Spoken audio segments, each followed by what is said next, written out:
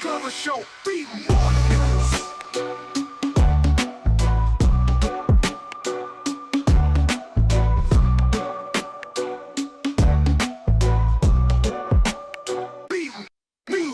We'd like to welcome you to the Donnie Glover Show. We're here in the heart of East Baltimore, one of the safest communities in all of town.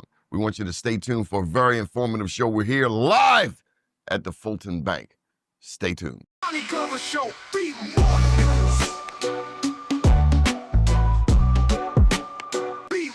BMoreNews. At Fulton Bank, we're personally invested in every community we serve. So sometimes we're big in small ways, like finding a way to get Crystal and Dan a mortgage before the baby arrived. Other times we're small in big ways, like local decision-making and financial coaching that helped Fernando open his own shop. Fulton Bank, a community bank that's big and small in all the right ways. Donnie Glover Show, BMoreNews. BMoreNews. We'd like to welcome you back. Now listen, my first memories are in East Baltimore, going back to 1968 when Dr. King was unfortunately assassinated. I remember my dad had a funeral home at the corner of Patterson Park and Lanville. Well, years later, although I live in Sandtown for some 30 years or so, I still love East Baltimore. As a matter of fact, I'm a proud Dunbar poet. And we can't forget Polly. So big ups to both schools. Calm down, calm down. Okay. Jeez, we don't want any trouble. We don't want any smoke in East Baltimore. City forever. I'm sorry? City forever. Okay, say it loud and proud. I'm proud. City forever. Okay, we're not going to address that, but that is one of the greatest rivalries in this city and in this country, Polly. City and Polly. Okay, we see this is going to be a very interesting conversation. Anyway, we're at 820 North Wolf Street, a half a block from Johns Hopkins. It's very clear where we are. Dunbar is just down the street. Poet Garden. City is right up on the hill. Not too far. This is going to be exhausting. Anyway, we're here with Dion and the one and only Tiana. How are you? Great. How are you? Good. We're How are good. you? Let's Good to start see you with the Fulton blue on. Okay. Fulton, it's Blue Friday. Okay. What is Fulton Bank? Tell us about Fulton Bank. Fulton Bank. Fulton Bank, we're over 200 years old, headquartered in Lancaster, Pennsylvania. Started as a commercial agriculture bank, and we have now grown into urban markets across 5 states, from New Jersey to Virginia. We have here in the state of Maryland over 25 financial centers. We are a $32 billion company, but looking to grow and serve the community. We are looking to really focus and change lives for the better. So the work that I do in the community is all about really helping to change lives and make people become more aware of opportunity and growth, from financial to home ownership, to diversity, to job training, all of those pillars. And I'll tell you more about that later as we go into our conversation. You want to tell them where I remember you from? Donnie always say, you was on Pennsylvania Avenue. I said, yes, Donnie, I've known you for years, but yes, we were partnering with one of our customers, Dr. Officer Lee, and he was doing a back-to-school drive on Pennsylvania Avenue. Chuck Lee. And and we partnered with him and brought some supplies to participate in the back-to-school drive on Pennsylvania Avenue. We don't have a bank on Pennsylvania Avenue anymore. And so to see a banker was very, gave me some optimism. Yeah.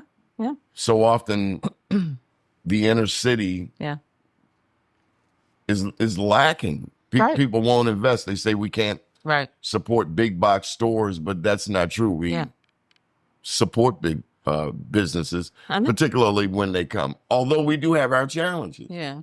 Even though we're not in, Fulton Bank is not in West Baltimore, we do work all across the city.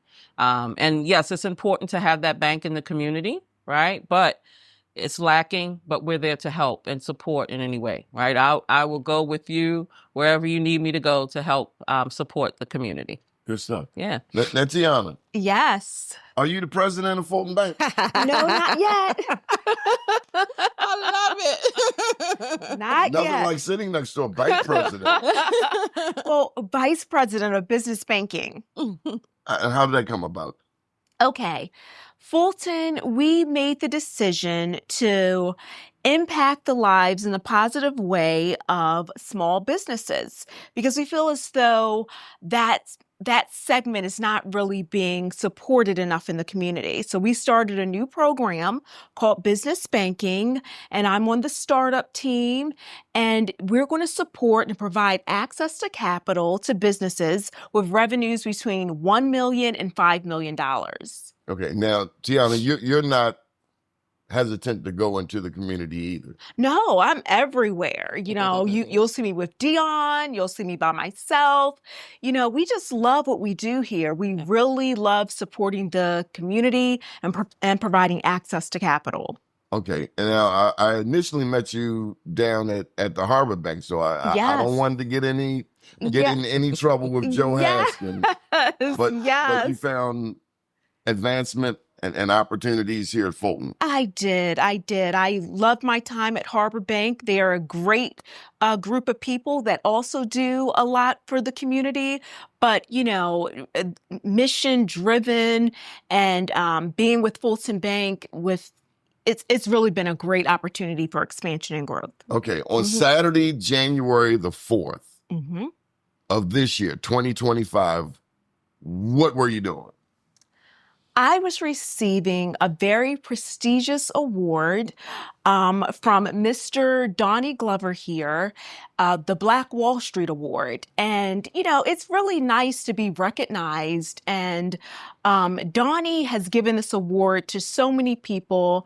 And I just feel really humbled to receive the award for providing access to capital to minority and women-owned businesses. So when you think of the venue, the Children's Museum of African Cultures right there on Pimlico and Cold Spring, had you ever been there before? I had never been there before. I was telling my kids about it. I'm going to actually bring them because I think that it's very important for them to know more about Black history and the culture. Okay, so you knew this trivia question was coming. Yeah, oh my goodness. This is Black History Month. Yes.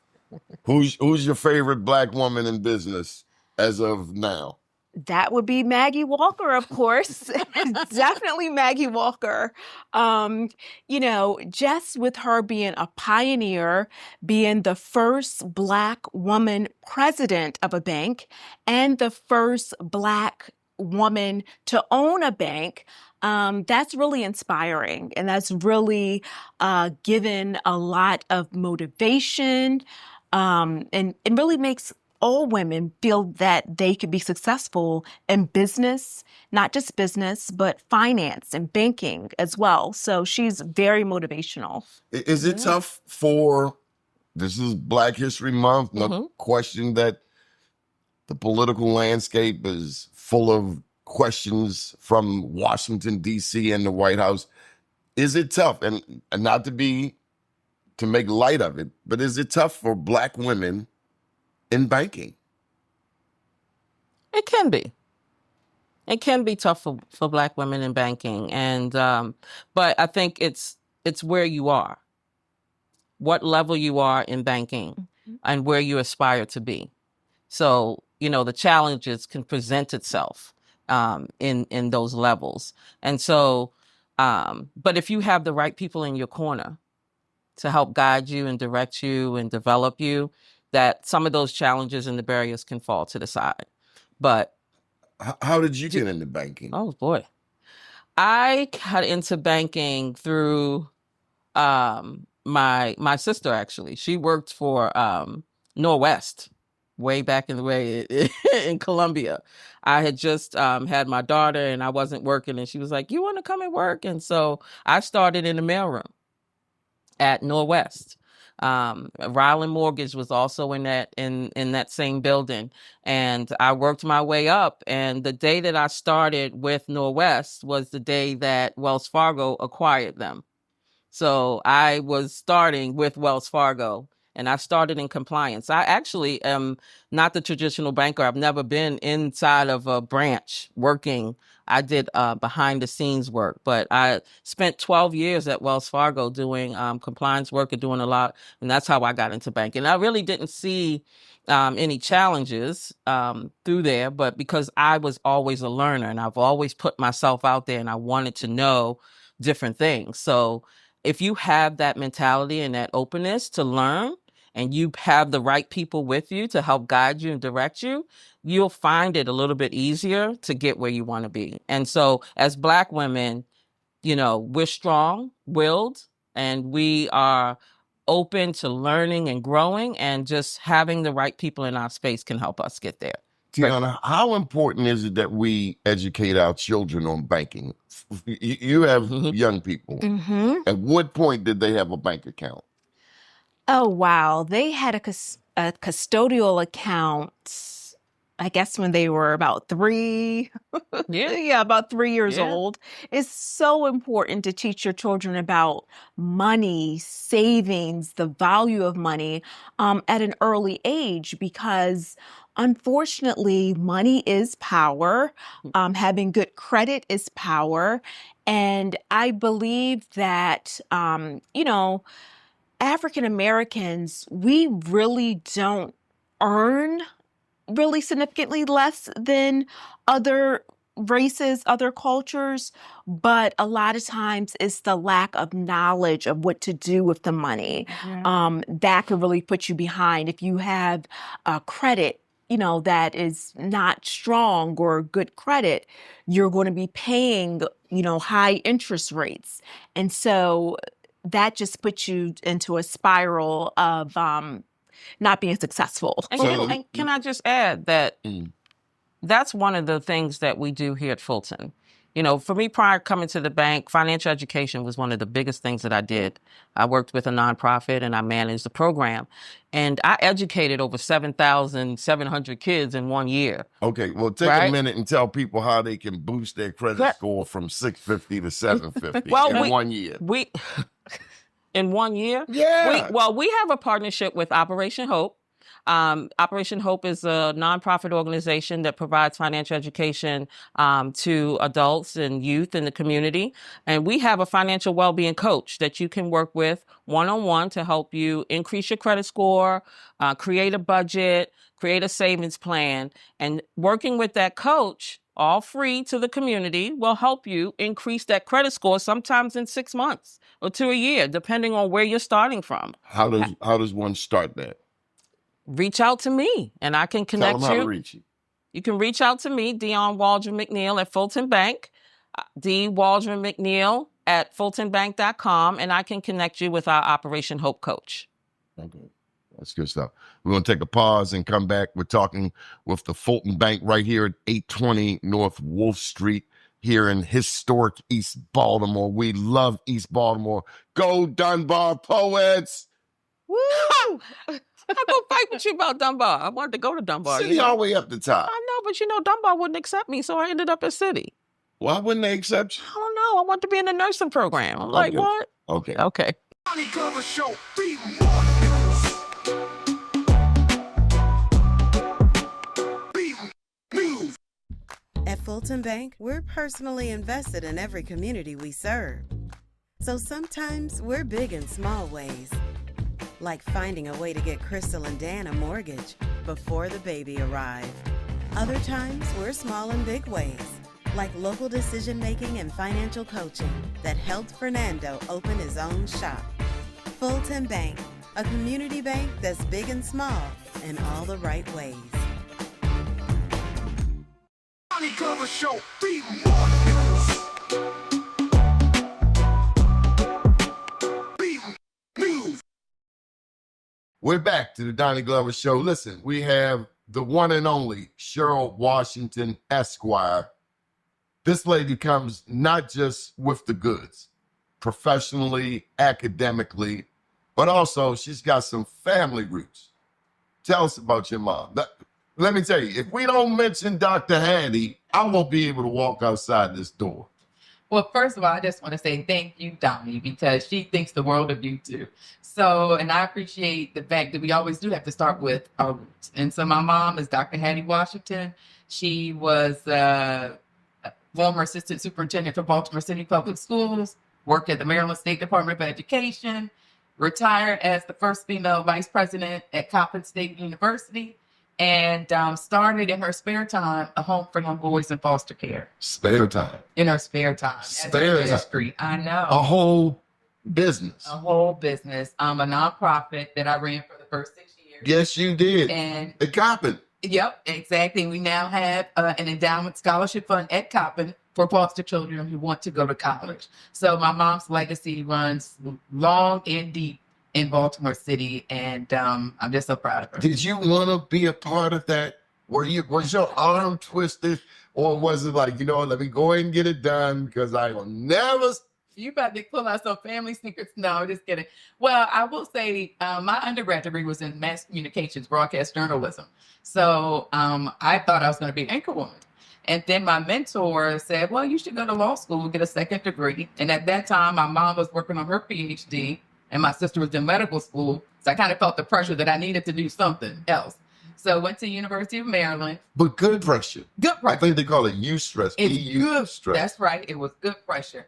And while I was in law school, my mom had the vision to start on Hattie's Place. So I helped her with, researching policy and law and things like that, and helped her pull together the proposal.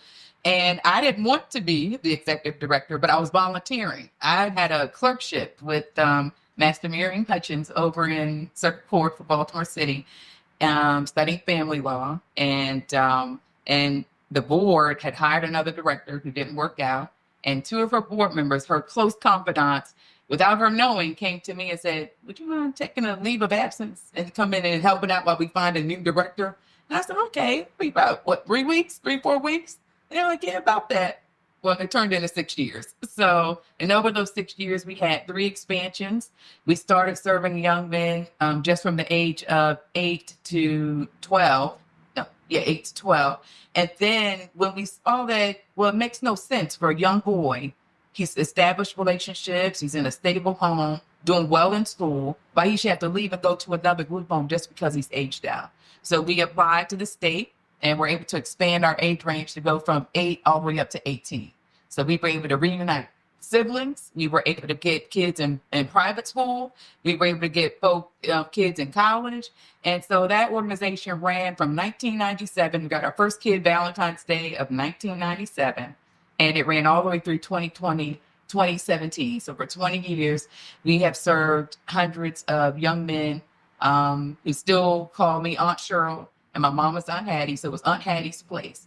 And my mom intentionally did that because she was, pretty much her mother passed away when she was 2. And so she wanted to always have a family environment for these young men. And so everybody was an aunt or uncle.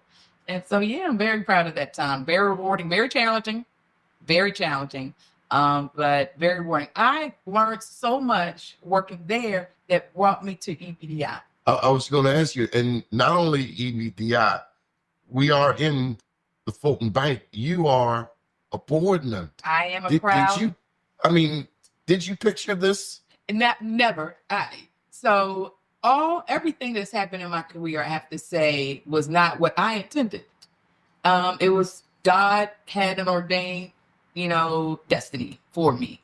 And even being at EBDI for 20 years, I started here in 2004. Again, I was at Hattie's Place as the executive director, and my mom made sure I went through everything. GVC, leadership program, Leadership Maryland.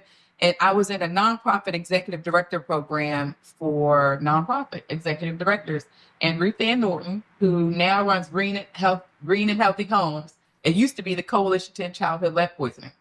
And she sat next to me one day at lunch and was like, there's an exciting project that's about to happen over in East Baltimore. And I need a project director with a law degree and a human service background. Would you be interested? And she's like, she said, I probably can't afford you because I know you're working at Hattie's Place.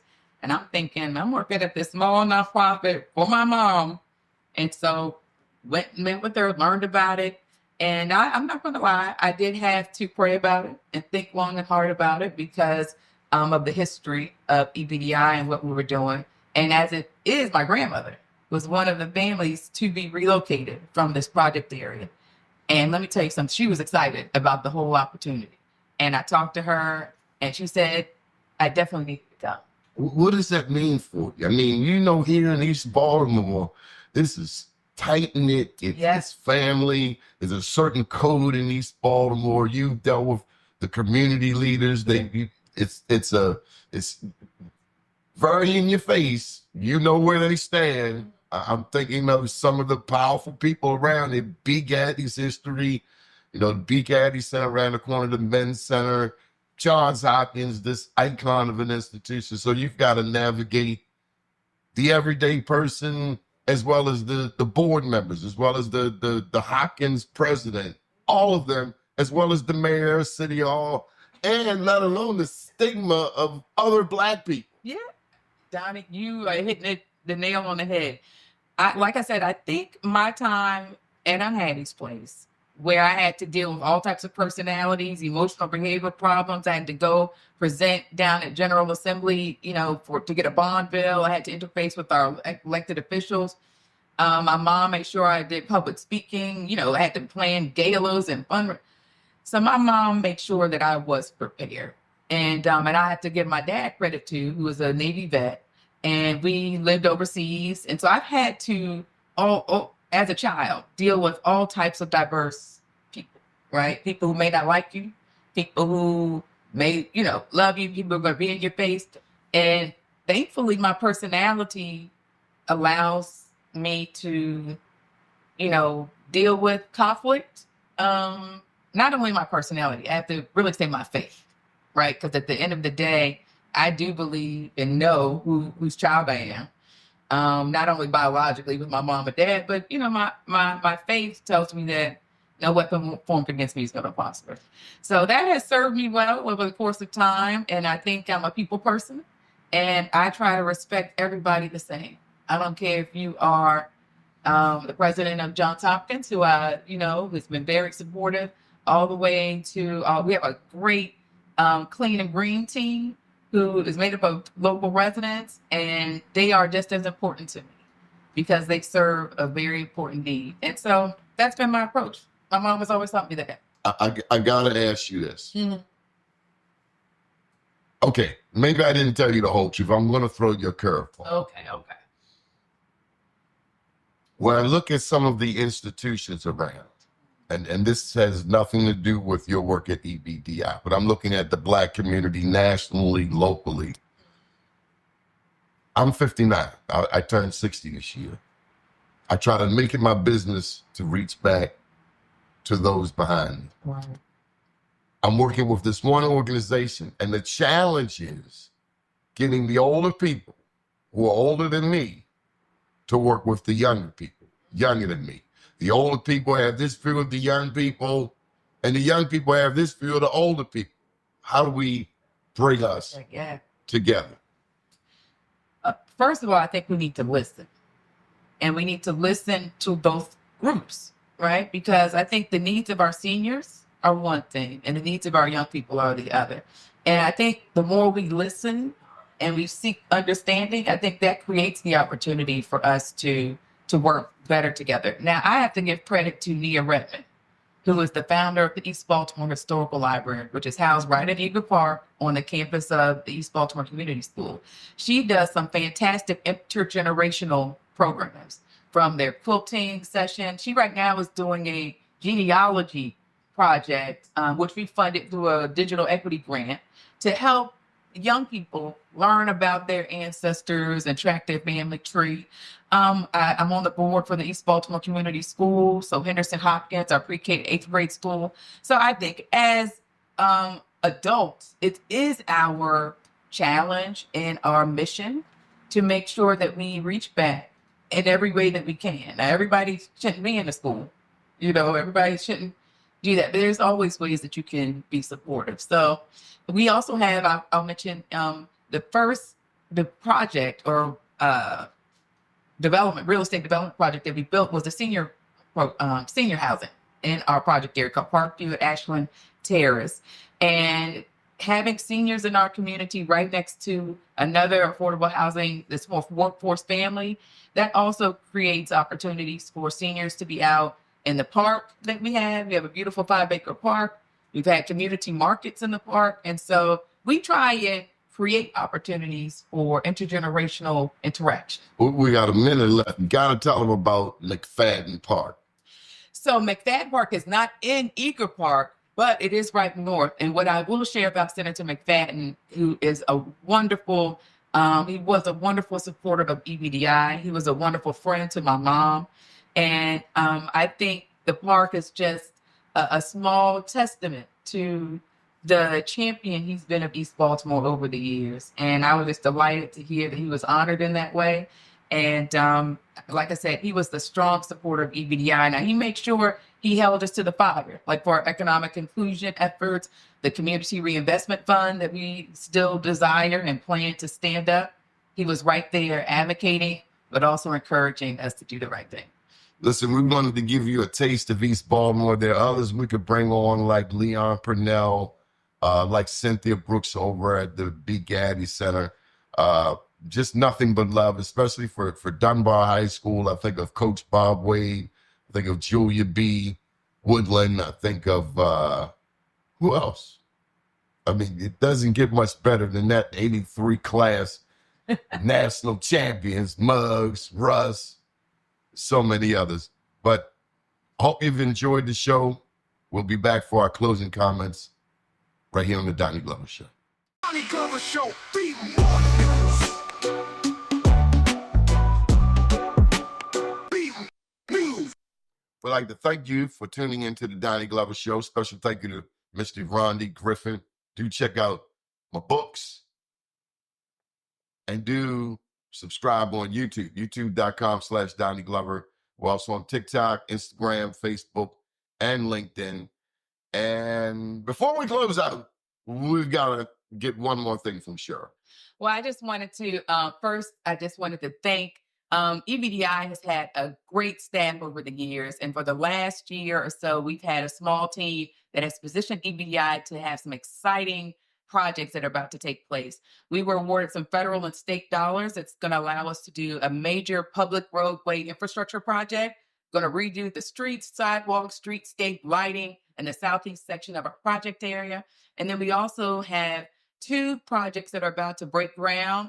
Both of them, one is a set of townhomes, around 55 townhomes, and the other one is 136 market rate apartment building. And then we have 6 other undeveloped parcels that are about to be, we're about to select the developers for those sites so we can get our entire master plan completed, hopefully within the next 3 years. So we are so excited with momentum. I do have to give a huge thanks for our staff over the years and our board of directors. It's been a great team. Donnie Glover Show, BMoreNews.